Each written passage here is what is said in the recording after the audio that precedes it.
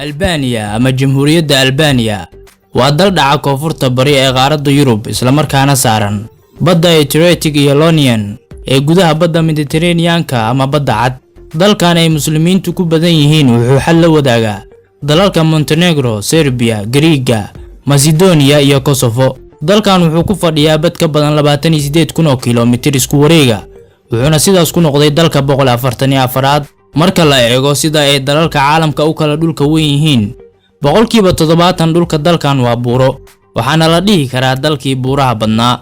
dadka dalkan tiradooda waxaa lagu qiyaasaa in ku dhow 3 milyan, waxayna intooda badan ku nool yihiin Tirana oo ah magaalada ugu weyn caasimadana u ah dalkan.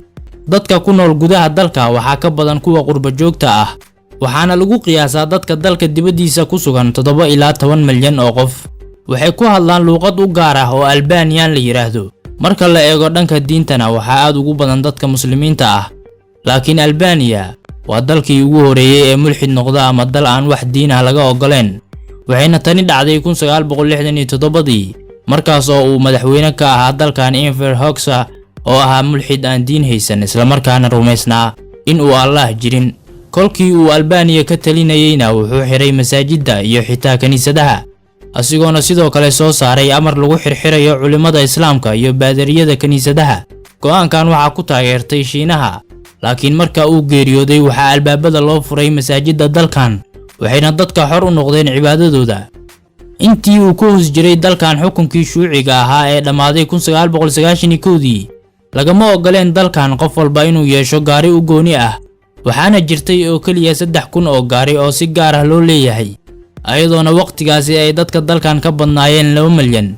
dalkan waxaa ka jirta mid ka mid ah kooxaha maafiyada ama gaangiska ee ugu weyn caalamka, taasoo Yurub u gudbisa muqaadaraadka kala duwan.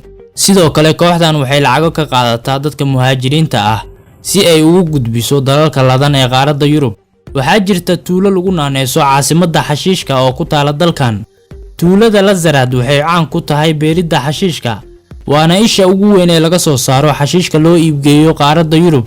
waxay dhacdaa mandiqada xadeed ee Greece iyo Albania, waxaana sanadkii lagu beeraa 900 oo tan oo geedka cannabis ah oo laga soo saaro xashiishka.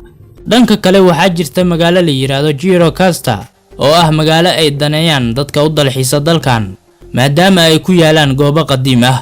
laakiin dadka dalkan u dalxiisa waxaa aad looga digaa in ay si taxaddar la'aan u gooyaan jidadka, maxaa yeelay dalkan waxaa aad ugu badan dadka baabuurta sida daran u kaxeeya, waxayna dadka dalkan jecel yihiin inay socdaan waqtiga fiidkii.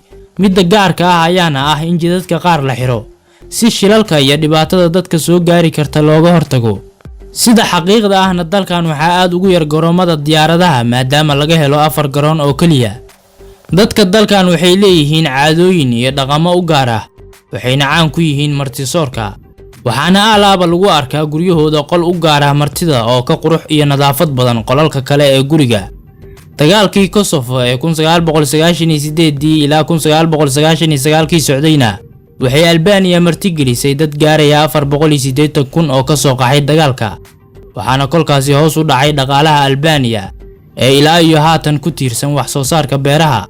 waxaa ka mid ah caadooyinka guurkooda inaysan isguursan karin 2 qof oo qaraabo ah sida ay doontaba ha u fogaato qaraabanimada.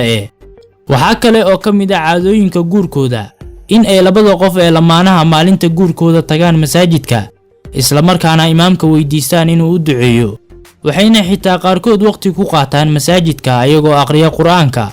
waxayna dadka muslimiinta ah ee dalkan intooda badan isguursadaan bisha barakeysan ee Ramadaan.